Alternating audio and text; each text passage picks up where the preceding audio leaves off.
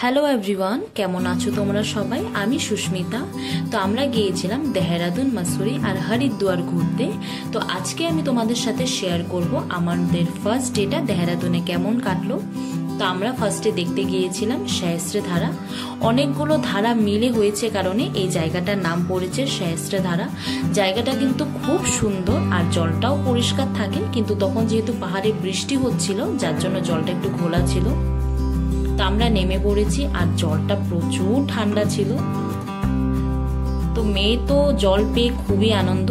ও আমাকে হাতটা ছেড়ে দিতে বলছিল, কিন্তু নিচে অনেক পাথর আছে যার জন্য আমি হাতটা ছাড়ছিলাম না।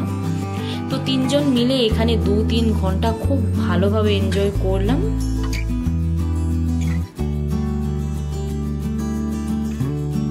সব থেকে বেশি এনজয় কিন্তু আমার মেয়েই করছিল। বাচ্চাদের তো জল পেলে জানো আর কিচ্ছুর দরকার পড়ে না। তো তারপর এখান থেকে বেরিয়ে পাহাড়ে এসেছি, আর ভুট্টা খাবো না সেটা তো হতেই পারে না। তো খেয়ে নিলাম ভুট্টা। আমি দেখাচ্ছি বলে দেখো আমার মেয়েও দেখাচ্ছে।